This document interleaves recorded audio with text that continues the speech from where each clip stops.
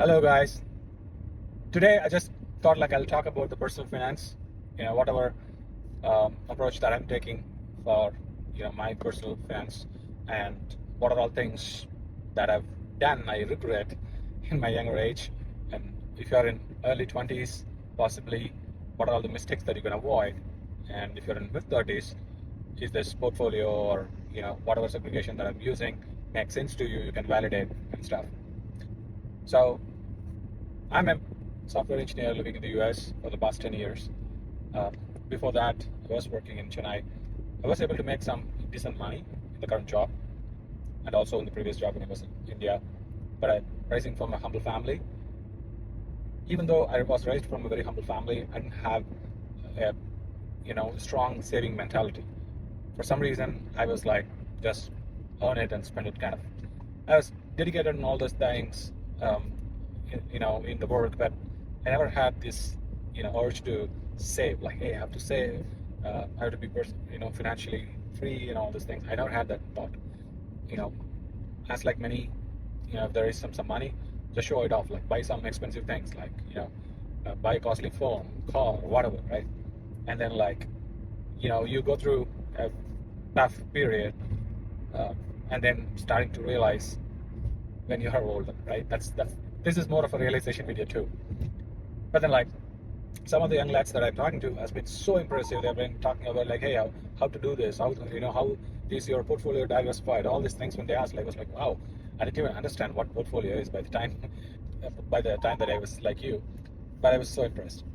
So, but this is only a small section of the category. So there's still a large chunk of people do not understand how to save. So if you think about it, I think my portfolio, I'm trying to balance. I've invested in some plots. I've invested in some mutual funds and stuff.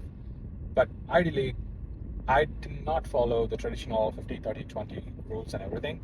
I was just going with the flow, right? Because that's what worked for me. But then I started to realize, once you have something, you don't have to follow a certain formula, but you have to follow some formula.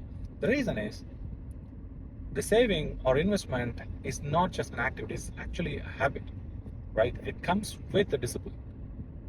So it's very hard if you don't have a strategy in mind. So if I'm saying like, hey, whenever I get the money, I'll do that, not do that when I don't have the money. No, don't do that. If we have that mentality, it's very hard to save. I'm telling you, it's very, very hard to save. So have a rough number on mind. You would have heard this in multiple videos. I'm going to repeat that. Put your budget. You need to know how much you're spending, right? Like, if you're starting your career possibly in early 20s, you possibly may be earning like a 30,000 rupees. And if you're experienced, you may be earning like a 50,000, 60,000. Or if you're in the higher end, you may be earning like a lakh or 1.5, whatever it is. The problem is, I've seen this. People who are earning 30,000 are actually more, they're actually giving more attention to what they're spending than people who are earning a little bit more. Because with the increased amount, you're getting that, casual mindset, not to, 500 rupees I'm spending here in this hotel does not make much difference in my overall, savings or anything, right? But then those small 500s will accumulate over time for the whole month and then become a big number. So I'm not going to say you don't spend it, but you just keep track of it, right? So that you obviously know where your money is going. So at the end of the month, you don't have to say I'm earning 1 lakh rupees, I don't know where the money is going. Because if you're saying that, trust me, I've been there as well. If you're doing that, the major mistake that we are doing is not tracking our expense. The first thing I would say is put a very simple Excel. You don't have to use an app or extravaganza or anything. Just put very simple Excel and then just put your numbers in there, right? So you will get a number, you will know, because when you start writing it, I'm telling you, you will get annoyed. You'll get annoyed by, what are all the small spendings that you're doing. Oh, for this I'm spending this much. Oh, I have this subscription. All these things will come when you start putting those numbers.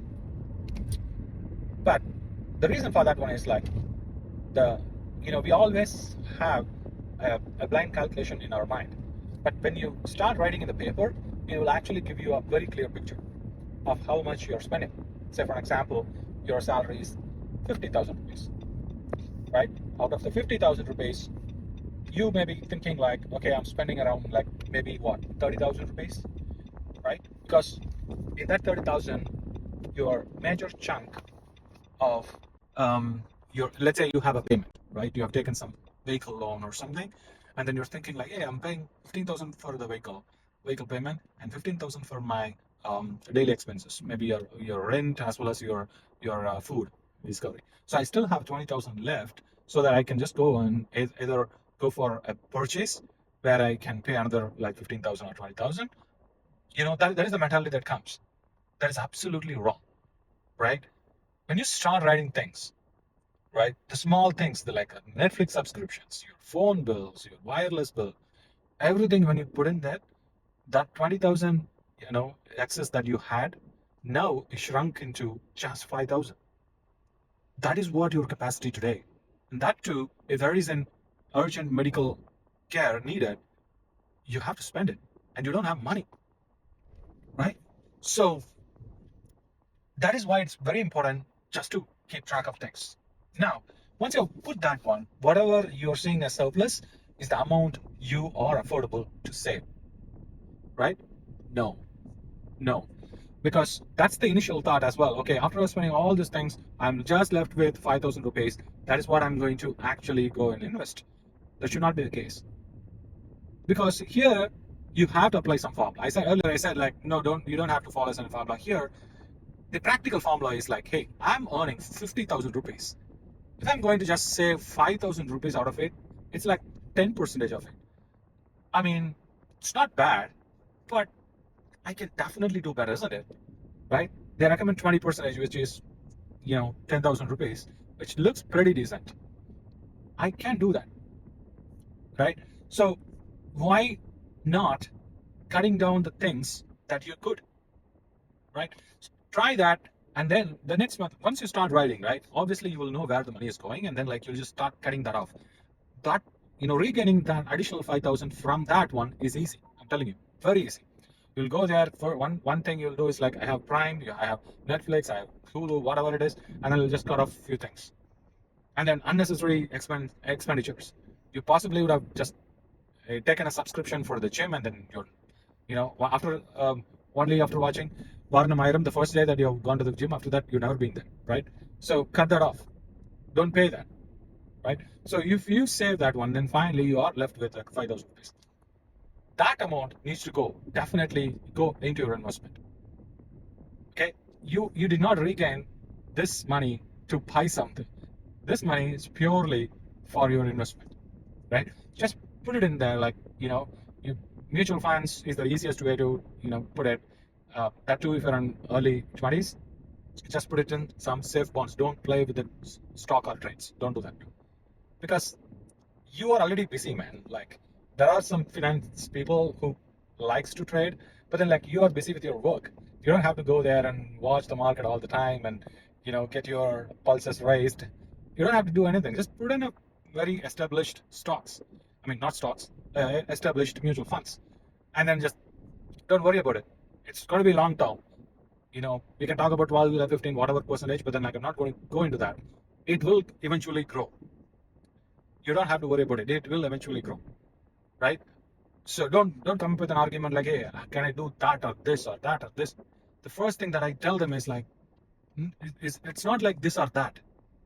First thing is like, do it, right? So that's what. Once you started doing it, after that, ask that question where to do it, right? So first thing is like, cut off those and put it there. Eventually, you will be in a much safer position. And then we will talk about, where do you want to invest? Is it like, for example, you're at a stage where you have invested your money and now you want to distribute your portfolio. So for an example, I'm investing, let's come to another category. This category is like earning like 50,000 or 60,000. Sorry, 50,000 is what I covered earlier, right? Let's say 1 lakh. 1 lakh is also a mid category today. And then you're in, let's say, late 20s or in early 30s. At 1 lakh, possibly you would have been married and you might have a kid. And for a family of 3 or 4, and for a family of 3 or 4, 1 lakh is a decent salary. And if your spouse is working, maybe like you're making 1 to 1.5 lakhs. I'm just putting nominal, right? I'm not going into the extreme case yet. So this one is a little bit more comfortable, but then like easily falls into a trap of the car loan, right? Car loan is going to kill you guys, okay? And you might think like, okay, car is not just for the convenience or luxury, it is actually a lifestyle change. All those things you can say, but it is going to impact you if you are going for a car loan at your early stages of your career. If you really want it, if you really want to buy a decent affordable car, less than 10 lakh rupees, buy it. It's fine. But if you're going anything beyond that, you're going 15 lakhs or 20 lakhs car, you, I'm telling you, the car is not just the payment and the fuel. It's going to cost you in the insurance. It's going to cost you in the maintenance. It's going to cost you in the, any other form. It keeps adding to your cost, monthly cost. Don't spend that money unnecessarily, because like if you're making 1 lakh rupees, you would possibly end up spending 20 to 30,000 rupees just for car related purpose, which is you're going to spend like 30% of your salary in the vehicle. 30%. I'm telling you, 90% of the car owners do have a two-wheeler as well, right? Which means they are spending for that too. This is additional to the existing expense, right? It's easy to say like, hey, I'm earning more than a lakh, which is a very good number in Indian terms. But then you're telling me I'm not able to afford a car, right? When are you going to live? All these things will come. Bro, you can still live without a car. When are you going to live? All these things will come. Bro, you can still live without a car.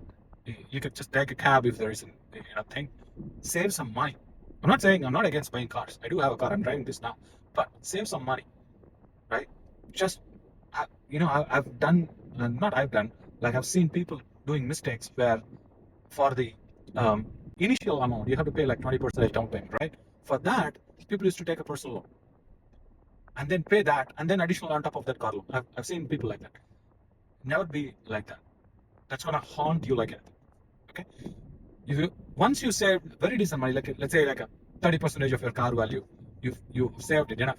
Put that one, right? And then rest you do it in the EMI, right? Then you will still be able to manage. There are formulas again. We're not getting to the formulas, but basic thing is like, they say like 50% of your annual salary. That should be the cost of the car. Like 10 lakh. So let's say 12 lakh per year is your annual salary. And then they say, go for a 6 lakh car. I'm being generous. I'm telling you, go for a 10 lakh car. That's okay. But then like at least save 3 lakh or 3 to 4 lakhs in your hand and go for the rest in the loan. So I'm not going to haunt you, right?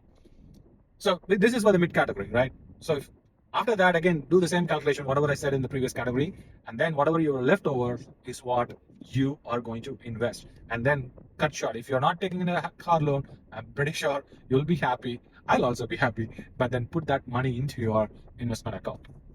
And it's gonna grow. You will see that.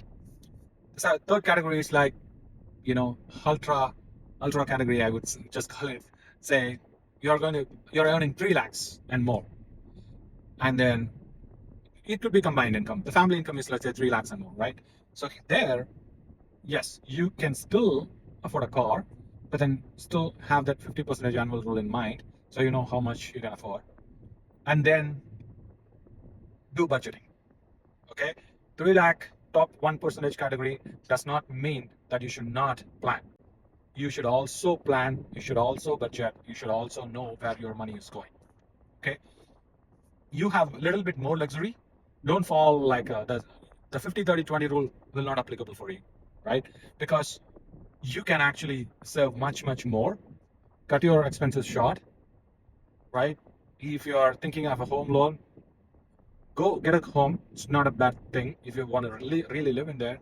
But then if you're planning to buy for a investment purpose, don't do it, because the rental income, generally apart from like you're in either in the city of Bangalore or Gurgaon, um, it's not really going to give you a lot of returns. Even in those cities, it's a little bit higher, like maybe 6-7%.